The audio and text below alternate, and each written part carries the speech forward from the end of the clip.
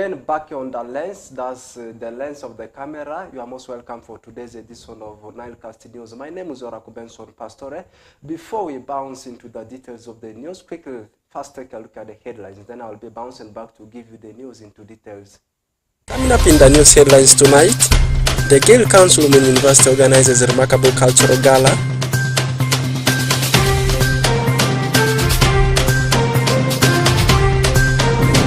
Obon Police holds 3 leaders for failing to adhere to ITT summons.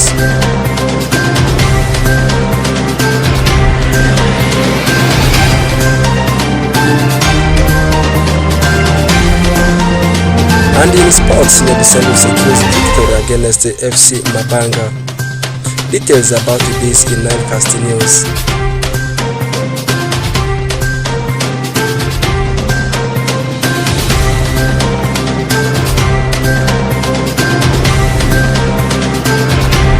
Moving forward to the details of the news, we are commencing everything from the mother city, that's from Arua City. 13th February 2025 was a remarkable day for Mun University, and that's sorry about that. 13th February 2025 was a remarkable day for Mun University, the students and the whole community. This was due to the different cultural activities held at the school, which includes different cultural groups, such as cooking cultural foods, traditional dress codes, and traditional dance, which took place on Saturday. Take a look at the story. 13th of February 2025 was a remarkable day for Mun University, the students and the whole community. This is as a result of the different cultural activities held by the different cultural groups such as cooking cultural food, traditional dress code and traditional dance, and awarding of the best cultural groups under the theme Fighting Corruption Through Culture. Chandga Wilson, the guild president of Mun University, urged the students to eliminate corruption through culture and expressed how he felt about this day. Today we are conducting a cultural gala. It is an annual event that we do at the university to celebrate our cultural diversity. Today, 5 different associations from different regions in Uganda represented, or they showcased their culture. And that is West Nile students, and also we have Eastern students, and then we also have students from Central. They're called the Nkoba Zambogos, and then we also have the Aluru students called Mulsa, and then we also have Abasam. These 5 different associations showcase cultural practices in their different regions. And today, the theme for our cultural gala is fighting corruption using culture. And we believe culture has part to play as far as eradicating corruption in this country is concerned. Meanwhile, Moses Kumamadri, a student of the school, encourages the fellow students to impress their culture, be proud of the culture, and build it in order to revamp the lost meaning of the culture. The gala helps to build culture of different institutions, like different culture background. Like when you come here, you meet different culture background, and if you're not even aware of your culture, because of help of your friend, you get endorsed to your culture, you build your culture, you learn a lot from your culture. On the other side, Ja Janet, a student, expressed her love towards her tribe and expressed how happy she is towards the theme of the gala. I'm so happy, and the reason why I participated in this cultural gala, I really always feel like wherever I go I should present my culture, and I always feel proud when I present my culture. And for today's theme, I learned a lot. One is we should leave corruption. With corruption shall not develop. Then the second point is with corruption, family cannot grow. Alionzi Lawrence Dangote, the 88th Guild President of Makerere University, appreciated the Guild Council and the Dean of the students for the success they have made. The German philosopher called Friedrich once said, "A man without a sense of belonging is not a man worth living." Therefore, to be here at the cultural gala is not just necessary, but an obligation on each of us all to wherever we come from. And that is why each of us will live here in the debt of the current leadership of the Students' Guild of the University. Mr. President, words fail me and saying thank you to you and your team for the success we are registering this evening. Ms. Amandrew Stella, Dean of Student Moon University, appreciated the different cultural groups for the energy used in the performing and encourages everyone to fight corruption through culture. Yes, there is corruption. So what us will become, we are appreciating it. So for the winners, we also want to appreciate you and we want to say do more and do better. Next time we want to see a lot of people out there coming to witness the show that you are putting across. The students are encouraged to love, be proud and promote their culture in order to have well-developed country free from corruption. Ashara Charit reporting for West Nile TV. Leaving that story from our city there, now moving to Obongi district. The police in Obongi are holding 3 leaders of allegation of corruption. This was revealed by Superintendent of Police Dragudu Ignatius, the Police Public Relations Officer for Northwest Nile Region. Take a look at the story.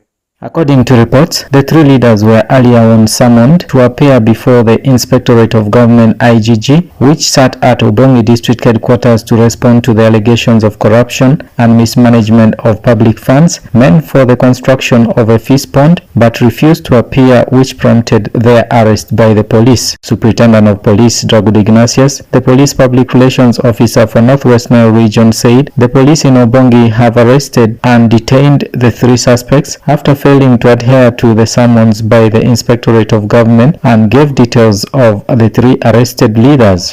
The police of Obongi are holding 3 local leaders who are arrested by the IGG's office after failing to respond to the summons of IGGs.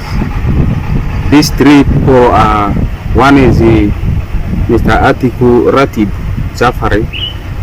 This is LC1 chairperson of Atip village, Odonga Parish, Aliba sub-county, was ordered to appear before the IGG at the Obongi district headquarters, but he failed to respond.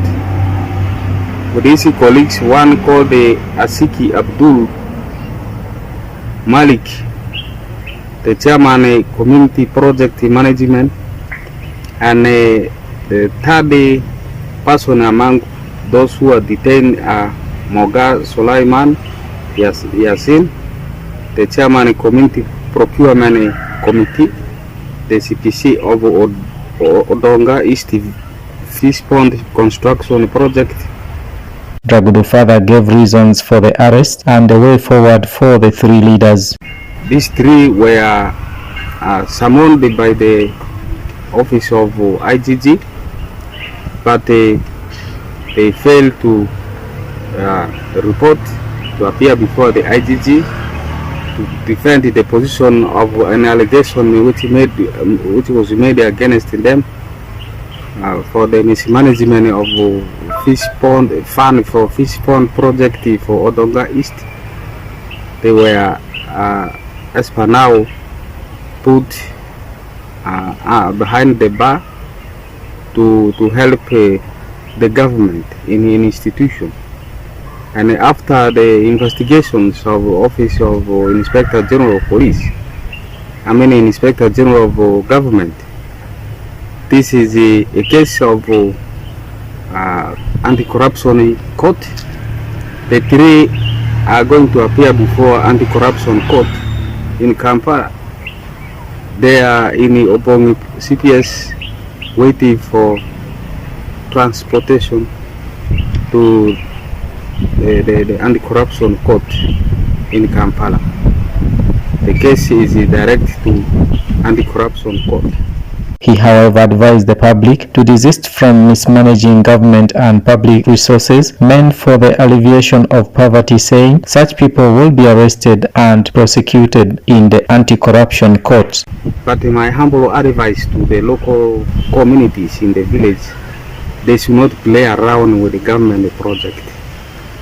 you leaders down there, particularly the elect leaders, LC1 chairperson, the chairman, procurement officers, and even the project management chairman. Those things were brought near by you in order to eradicate the poverty, which is demoralizing our people from the grassroots.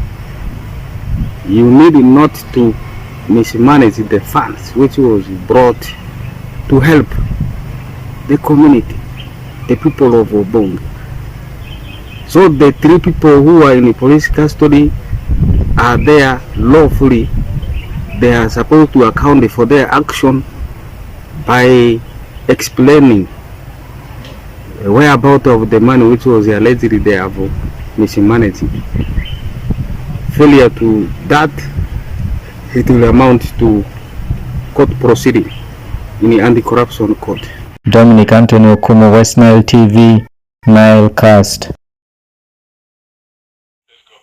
Now moving to the world of sports, just a local scene. Nebi Central Football Club has secured a thrilling victory against the Football Club Mabanga during an international friendly game played at low grounds in Nebi Municipality as the team prepares for the second phase of West Nile Regional League Nyagaki Zone. Take a look at the story. Nebi Central FC has secured a thrilling victory against FC Mabanga during an international friendly game played at low ground in Nebi Municipality in preparation for the second leg of West Nile Regional League. The game, which was played over the weekend, saw the final score 2-0 in favor of Nebi Central FC, as the team's fans were overjoyed as they celebrated this impressive win. Gilbert Jakoma, head coach Nebi Central FC, said they were extremely proud of their team's performance as the players worked tirelessly to secure this victory, and it's a testimony to their hard work and dedication.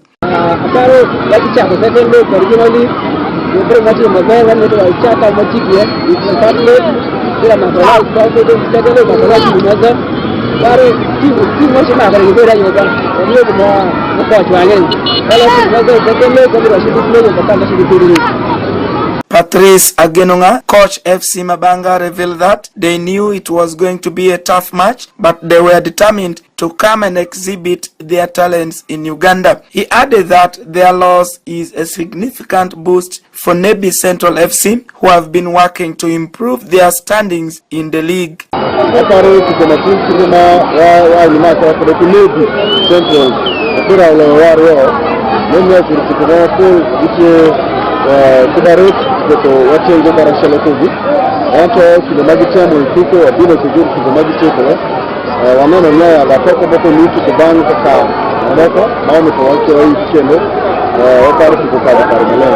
This highlights the full preparations for Nebi Central FC as the West Nile FUFA Regional League will commence very soon. Alfred Jawok, Camilla Stansha, West Nile TV, Nile Cast.